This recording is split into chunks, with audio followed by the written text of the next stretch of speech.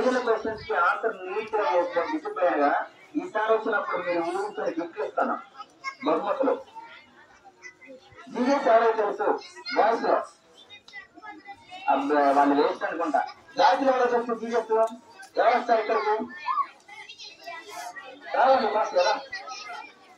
Very good, clap చేయండి అందరూ.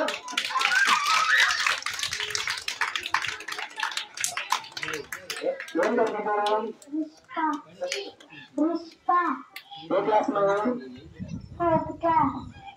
Very good very good. Jesus తెలుసా నీకు? Okay right. ఆయన నీకోసం ఏం చేశారో నువ్వు నమ్ముతున్నావు? సరే very good very good, class చేయండి. ఈమె మీ అందరికన్నా చాలా ధైర్యవంతురాలు, చాలా జ్ఞానవంతురాలు కూడా. మీరు అక్కడ గుంపులో కూర్చొని అల్లరి చేస్తున్నారు, మీరు ధైర్యంగా ఇక్కడికి వచ్చింది చెప్పడానికి. అర్థమైనా? ఓకే, జీజస్ యొక్క విగ్రహం నేను చెప్తాను.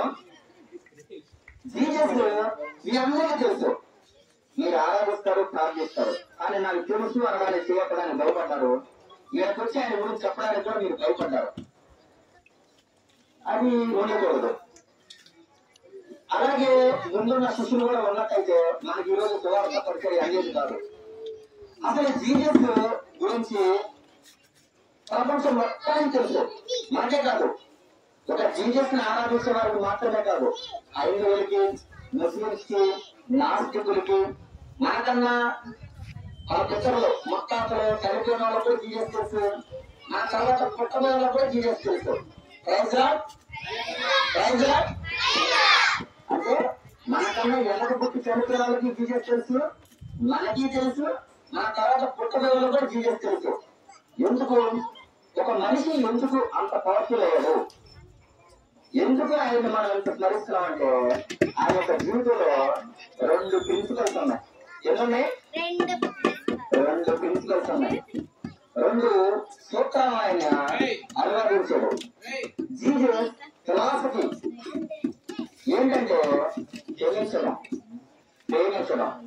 ఈ 2 పదాలు జీసస్ కి అంత ప్రఖ్యాతి చేసినాయి. జీసస్ పుట్టక ముందు ఎట్లా ఉండేదంటే ఈ లోకమంతా ఎవరైనా కన్ను గీకేదనుకో తిరిగి వారి కన్ను గీకేయటమే, ఎవరైనా పన్ను గీకేదనుకో తిరిగి వారి పన్ను గీకేయటమే. మరి ఏం చేస్తే వారికి అదే చేయటం, క్షమాపణ అనేది లేదు. అలాగే ప్రేమ అనే ఒక పదాన్ని చేశాడు ఆయన. ప్రేమ అంటే ఏంటంటే మనం అనుకునే రకమైన ప్రేమ కాదు, కానీ మన వల్ల ఎవరు బాధపడద్దు, పొరుగువానికి ఎప్పుడు కీడు చేయకూడదు, ఒక్కరు కూడా మన వల్ల బాధపడకుండా జీవిస్తుందా ప్రేమ. ఈ 2 పదాలు